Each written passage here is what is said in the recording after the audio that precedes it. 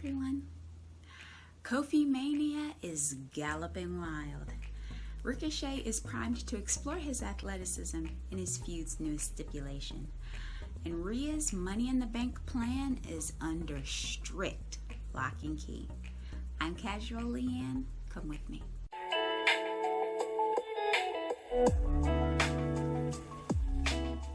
Segment 1 begins with Kevin Patrick and R-Truth. No shock there. Truth, we see from the very beginning, has a crazed look in his eyes. And when asked how he is, Truth says he would be better off if he could have had Akira Tozawa. And he blames Kevin Patrick for this. Kevin Patrick attempts to redirect. He tells him that it's great to see him in the ring again, and Truth counters with him being in the ring plenty and him just not having seen him. They discuss New Day defeating Bobby Lashley and MVP in a tag team match. Truth expresses the fact that they must have been angry about requesting a tag team match only to lose it. But the impartial journalist is again asked for his prediction. He is back to being impartial, by the way. And he says it's Bobby. Now, Kevin Patrick in turn asks Truth for his prediction. And Truth says he'll say when the guest is out. So again, the trap has been laid. We'll see if he actually ends up telling on him. They converse about Riddle defeating AJ Styles via the distraction from Ivar and Eric, the Viking Raiders. They also talk about Drew McIntyre being victorious over Jinder Mahal. Unfortunately, he did steal Drew's sword in the process. Now, this was absolutely heartbreaking. I still remember the segment with Sheamus revealing the trunk with Drew's gear and handing him the sword, his family's heirloom, the night he defeated Randy Orton and reclaimed the WWE Championship. It's the Raw from November 16th, 2020, so go back and look at that segment if you had the chance to. It was a powerful moment. So for Jinder to come and snatch the heirloom away, I know it was probably more poignant than they intended for it to be because it's Jinder Mahal and they don't take him seriously. But if they wanted to lean into it, the potential is there for a bitter, acrimonious feud. Kevin Patrick recommends that Truth may have to counsel Drew on what it's like to lose something. Kevin Patrick is savage now, and hopefully that will eventually overtake the "I'm gonna help you get the title back" theme. I almost wished that the 24/7 title itself could go all the way back to like a hardcore type title belt. I know it would be watered down in the PG era, but you know, who cares? You give the older demographic something, you make the effort, and they'll try to swim with you. Truth is hilarious.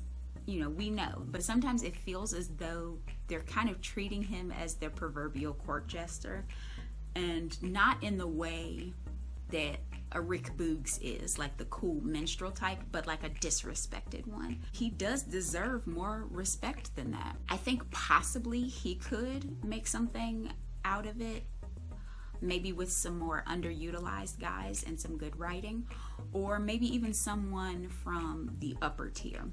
I think you just need one superstar, just the right one, with some solid credibility to possibly build the title into something else.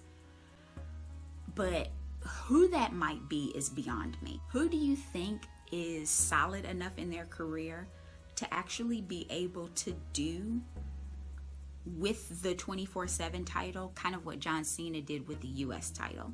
Let me know in the comments. Is there anyone even like that right now? The guests are announced. They are Ricochet, Rhea Ripley, and the New Day. We get a quick commercial break, and segment 2 begins with Rhea Ripley, the WWE Women's Champion. Kevin Patrick introduces her as someone who still has her belt. Second shot fired. She discusses how much fun it was to joust with the crutches. Oh my goodness. I can't get over how silly that actually was. And Kevin Patrick notes that she's never beaten her one-on-one in singles competition. Rhea asks Kevin Patrick what he's done with his life. And to try to steer the conversation in a more productive way, Kevin asks about her money in the bank game plan. She responds she's not about to reveal her game plan. And Kevin Patrick tries to bait her. He says that, Charlotte's just the queen. She doesn't watch Raw talk. She's not gonna see your plan. But he wishes her good luck. She still doesn't reveal the plan. And she says that his good luck means nothing to her. She's going to beat Charlotte and continue being the Raw Women's Champion. In this segment, she is highly antagonistic. I have no idea where she's headed. The character, particularly this dynamic with Kevin Patrick, was completely different from the other ones I've seen with her. And it was almost combative in a way. Now that in no way is a bad thing. I just find it a curiosity. And if they're taking her in that way, letting her kind of move more into the extremes, great. Just be consistent with it. We have a quick commercial break, and segment 3 is with Ricochet.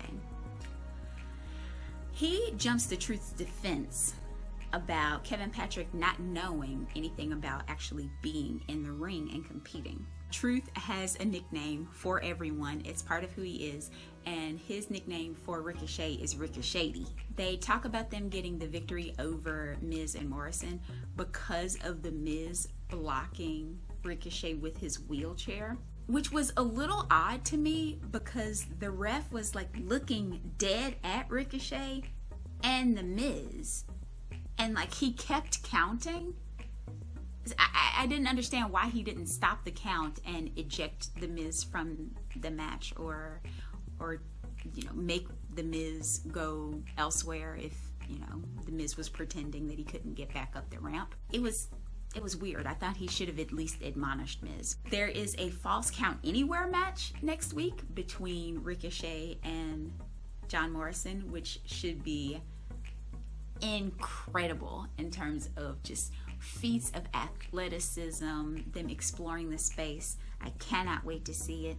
I am all in for it. He's asking Kevin Patrick whether he chooses Ricochet or Morrison in this match, and Kevin Patrick goes Ricochet.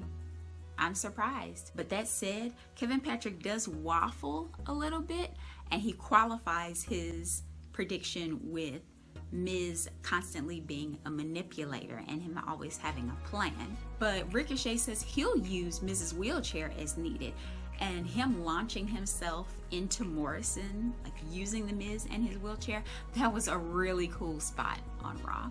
He lets us know that it's actually the second Money in the Bank ladder match for him, and Kevin Patrick tries to elicit his thoughts about being in front of live fans again. He talks about the fans' energy, what being in front of them actually means for the performers. And with a bit of spillover or transition into the next segment, the New Day comes in. They come in actually before the commercial break, and everybody's greeting and congratulating one another. It was interesting. I don't know if that was done to borrow maybe a little bit of the New Day's popularity and show like, oh, Ricochet's all right, we all like each other, or if they just wanted to come out and talk to him before the segment ended. It was a nice change of pace, kind of the short, friendly version of the spillover that we got from a couple of weeks ago with Sami Zayn, Adam Pearce, and Paul Heyman. We have one more commercial break, and segment 4 is with the New Day.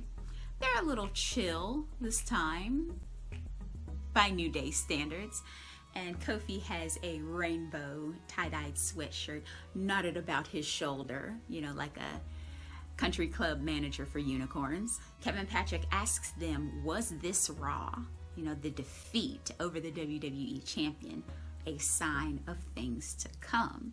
Kofi agrees, responding that of course it was. It's actually a spoiler. Nice call to Paul Heyman. Truth springs his trap. He tells them that KPZ chooses Bobby as his prediction to retain at Money in the Bank.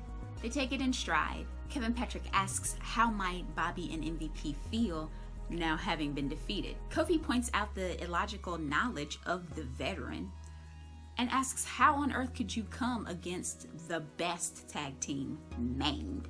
Xavier chimes in that they're supposedly so smart, but they didn't know that you shouldn't challenge the 11-time tag champions. They talk about the breakup of the Hurt Business by eliminating their tag team specialists. According to Bobby, they haven't broken up at all, but we all know the truth. On the Hurt Business element, Xavier delivers a crucial line. How do you bring a startup to a franchise? Assuming that the 11-time champs are the franchise in this scenario. But Kevin Patrick asks about the advantage that Bobby has with MVP at ringside. Kofi talks about Big E always being with them, and just because Xavier is not going to be there, Kofi is a champion, he will still be fine. They start to get kind of hyped, but they keep things somewhat mellow, at least for the New Day. They say that they broke the table the last time they were there. And yeah, they'll do that when you stand on them. But they ask for the audience to feel the power of the New Day in person. They're asking for direct eye contact with the camera. They mention all these different pay-per-view names, SummerSlam. They even go way back with the St. Valentine's Day Massacre. And they went cannibalistic even because they express a desire to consume the audience. They ended all with a little hip thrusts, but they were more measured than before. This was great. I love to see the New Day in their element and them being entertaining and being the best that they are without going so over the top that it's cringeworthy to watch. And they handled this balance perfectly this time. For a must-watch segment, what more can I say? New Day rocks. I loved it. Even though we know Kofimania won't be resurrected on July 18th, it's kind of nice to travel with them to a reality in which it will be. They had all the passion, all the substance, all the entertainment, with more composure. Yes, sirs. My rating for this week is 4 out of 5. Most of it was average, but on the strength of the New Day segment paired with segment 1, the show was pulled back up. Rhea's in a little bit of a character purgatory right now, which does kind of counter the nightmare aspect, but I'm hoping things will get better once live crowds return. It will be a sink or swim moment for a lot of characters because live fans do not hold back at the turn of a dial. I want so badly to like Ricochet, but it's almost as if he's scripted to say things that are unlikable, despite the fact that he's a babyface. Mrs. Wheelchair comment, the dripstick breaking, stealing Sheamus's clothes. All of these are supremely heelish things to do. So if he's a babyface, they need to learn how to write him as one. Maybe he'll break something out at Money in the Bank that will endear him to the people. Anything, literally anything is possible in this world. That was Raw Talk from July 5th. What do you think about Ricochet? How would a return to Kofimania go over long term? Should it? Is there someone who could actually pump some credibility into 24/7? Let me know in the comments. Be sure to like, share, comment, and subscribe. That is how my channel grows and gets recommended to others, so it helps when you do. Thank you all so much for watching, and I'll see you soon.